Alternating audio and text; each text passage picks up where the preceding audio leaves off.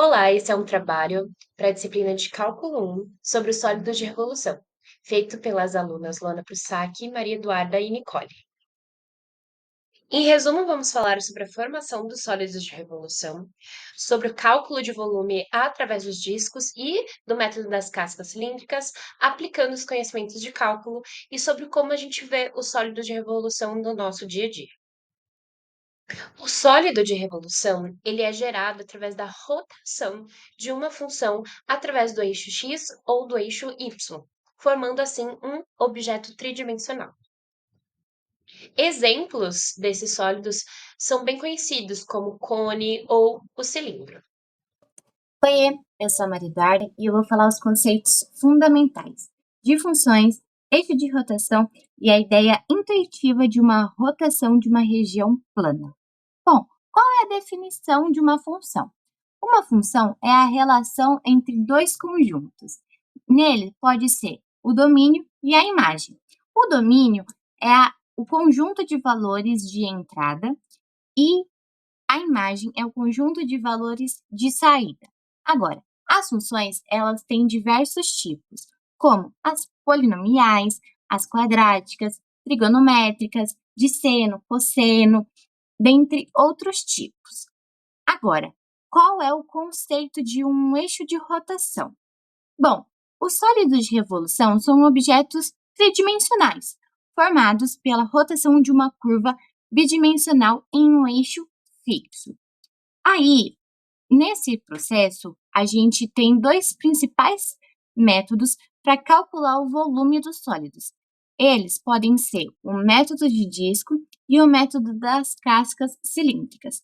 Para o cálculo disso, será necessário usar a integral, que será explicado um pouco mais à frente. Agora, qual será a ideia intuitiva da rotação de uma região plana? A intuição por trás de uma rotação de uma região plana é a transformação de uma figura bidimensional em um sólido tridimensional. Um dos métodos mais conhecidos para calcular o volume dos sólidos de revolução é o método dos discos, que consiste em fatiar o sólido em infinitos discos com uma altura infinitamente pequena. Depois disso, nós calculamos o volume de cada disco e somamos esses volumes. Como nós temos infinitos volumes, então a gente usa o cálculo da integral. O outro método usado seria o das cascas cilíndricas. Ele consiste em basicamente a gente criar várias cascas que seriam infinitas e infinitamente finas no nosso sólido. Essas cascas elas seriam cilíndricas, então calcularíamos o volume de cada cilindro e assim somaríamos tudo com a somatória da integral. Olá, eu sou a Nicole e eu vou apresentar agora as aplicações práticas do sólido de revolução. Falaremos de 4 tópicos e o primeiro deles é o design e fabricação. Aqui nos referimos ao design de produtos como copos, garrafas, em que esses métodos de sólidos de revolução ajudam para calcular o volume com mais precisão, com bastante precisão, para que assim a gente otimize a utilização, o uso de materiais.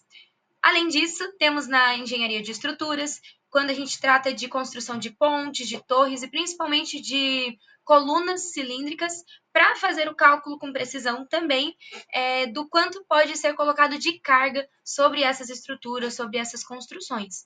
Além disso, temos no armazenamento e transporte, e aí entra a quantidade, o volume que pode ser adicionado àquele transporte, aqueles tanques de armazenamentos, enfim, em que vão conter líquidos, que vão conter gases, enfim, para que tenham essa precisão também e para que se saiba o quanto pode ser transportado e armazenado em determinados locais.